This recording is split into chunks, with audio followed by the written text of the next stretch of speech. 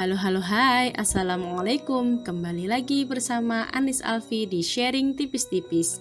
Yuk kita simak, semoga bermanfaat. Pembahasan sharing tipis-tipis kali ini terkait perhitungan angka kredit dengan berbagai kasus. Yuk kita simak, siapa tahu posisi kamu sekarang ada di kasus yang akan kita bahas. Sebelum lebih lanjut, kita perlu mengetahui angka kredit dasar untuk jabatan fungsional sesuai dengan Peraturan BKN Nomor 3 Tahun 2023. Angka kredit dasar untuk jabatan fungsional ahli pertama golongan 3A adalah 0. Artinya apa? Apakah ia tidak memiliki angka kredit? Tidak teman-teman, ia sudah memiliki angka kredit yaitu 100 dari pendidikan S1 saat mendaftar CPNS. Nah, ketika PNS golongan 3A akan naik pangkat ke 3B, ia harus mengumpulkan angka kredit 50 karena angka kredit dasar golongan 3B adalah 50. Jika secara konvensional, sebenarnya golongan 3B sudah memiliki angka kredit 150. Semoga paham ya teman-teman. Bagaimana cara menghitung angka kredit khususnya untuk pengangkatan pertama? Perhitungan angka kredit pengangkatan pertama dihitung berdasarkan persentase kesesuaian predikat kinerja selama CPNS melaksanakan tugas dalam periode pelaksanaan kinerjanya.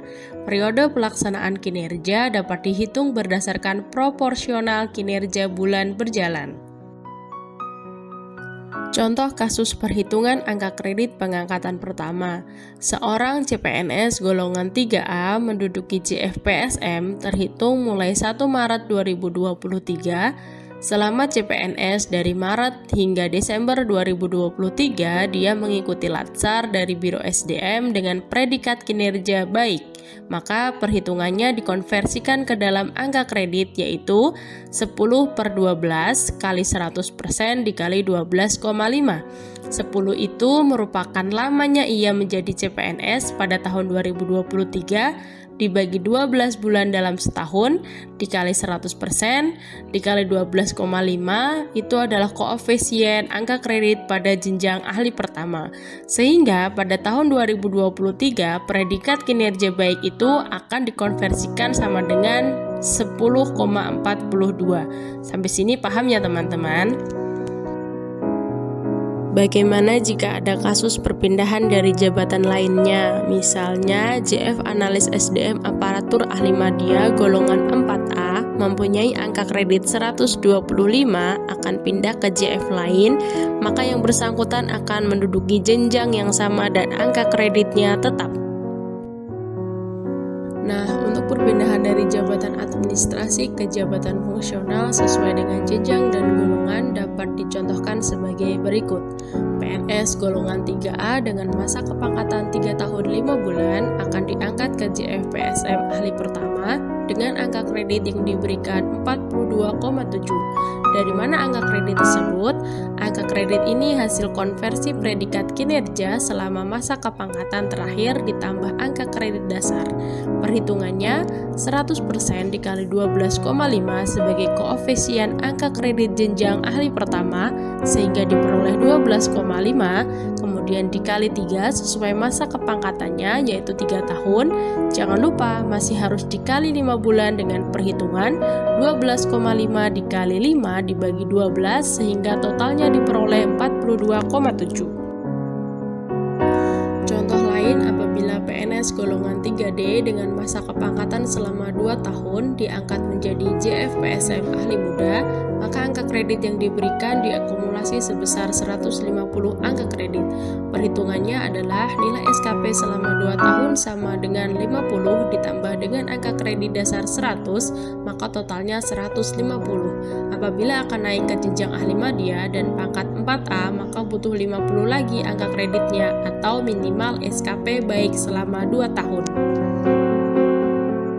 Kasus lain perpindahan dari jabatan administrasi ke jabatan fungsional bisa dicontohkan misalnya PNS dengan golongan 3D masa kepangkatan selama 6 tahun atau bisa dikatakan sudah mencapai pangkat pangkat puncak pada jabatan administrasi, kemudian akan menduduki jabatan fungsional PSM ahli muda, maka diberikan angka kredit 175 yang terdiri dari angka kredit konversi predikat kinerja bernilai baik, maka 25 dikali 3 sama dengan 75, 100-nya dari angka kredit dasar. Jika ia akan naik jenjang ke ahli madya, maka membutuhkan 25 angka kredit atau minimal nilai SKP baik selama 1 tahun. Kasus selanjutnya yang akan dicontohkan apabila terjadi perpindahan dari jabatan lain yang tidak sesuai dengan jenjang dan golongan ruang, misalnya PNS dengan golongan 3D dengan masa golongan 4 tahun, maka yang bersangkutan akan diberikan angka kredit dasar 100 pada jenjang ahli pertama. Kemudian apabila akan naik ke jenjang ahli muda, maka harus memenuhi beberapa syarat. Paling singkat 1 tahun dalam jenjang ahli pertama, memiliki predikat kinerja minimal baik, tersedianya kebutuhan atau formasi, mengikuti dan lulus uji kompetensi. Maka setelah diangkat ke jenjang ahli muda, yang bersangkutan akan diberikan angka kredit sebesar 175 hasil dari konversi predikat kinerja bernilai baik. Contoh lainnya misalnya PNS dengan golongan 4A, ijazah sudah S2 akan diangkat ke JFPSM ahli pertama, maka yang bersangkutan akan diberikan angka kredit dasar 100. Setelah diangkat ke jenjang ahli muda, maka angka kreditnya menjadi 175 yang merupakan hasil konversi predikat kinerja selama melaksanakan kegiatan jabatan fungsional.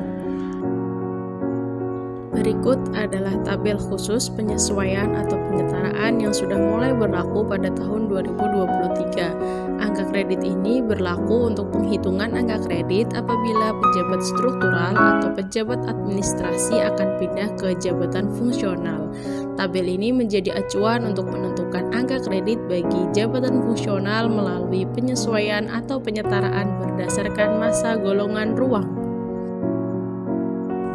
Bagaimana tata cara penghitungan angka kredit penyesuaian atau penyetaraan? Karena kasus yang seperti ini hampir sebagian besar dirasakan oleh teman-teman yang disetarakan secara nasional pada tahun 2021 dan 2022. Banyak jenjang dan golongan yang tidak sesuai. Karena perlu kita tahu bahwa penyetaraan dilakukan bukan berdasarkan pangkat atau golongan terakhir, namun berdasarkan jabatan terakhir. Contoh yang pertama adalah PNS golongan 3C diangkat ke JFPSM melalui penyetaraan, masa penyesuaian berakhir Juli 2023, maka pada bulan April 2023 seharusnya yang bersangkutan sudah bisa naik pangkat ke 3D. Boleh diajukan kenaikan pangkat terlebih dahulu, kemudian pengangkatan JFPSM menggunakan pangkat terbarunya yaitu golongan 3D. Contoh lain, jika pejabat pengawas golongan 3D dengan masa kepangkatan 3 tahun akan diangkat ke JFPSM melalui penyetaraan. Nah, angka kredit penyesuaian sejumlah 75 berdasarkan tabel angka kredit penyesuaian di slide sebelumnya, yaitu 75. Ditambah dengan angka kredit dasar 100, maka total angka kredit untuk penyesuaian ditetapkan 175. Jangan lupa ketika menghitung angka kredit penyetaraan atau penyesuaian harus berdasarkan tabel di slide sebelumnya ya. Ada satu contoh lagi terkait penghitungan angka kredit penyesuaian atau penyetaraan, yaitu pejabat dengan golongan 4A masa kepangkatan 3 tahun sebagai pengawas, yang bersangkutan akan diangkat ke JFPSM ahli muda melalui penyetaraan sehingga ditetapkan angka kredit 114. Angka kredit 114 ini dari mana? Betul, ini sudah ditetapkan berdasarkan tabel angka kredit penyesuaian yang sebelumnya pernah dibahas. Nah, bagaimana dengan penghitungan angka kredit yang diperoleh dari ijazah pendidikan formal? Sebagai contoh, JFPSM ahli pertama dengan angka kredit 37,5 dan memperoleh ijazah magister, maka angka kredit yang diperoleh adalah 12,5. Dari mana angka kredit sebesar 12,5? Betul, dari koefisien angka kredit pada jenjang ahli pertama. Begitupun ketika yang bersangkutan misalnya PSM ahli muda, maka ia akan memperoleh 25 angka kredit dari ijazah pendidikan formalnya. Sharing tipis-tipis kali ini sudah selesai. Terima kasih sudah membersamai hingga detik terakhir. Semoga bermanfaat. See you and thank you.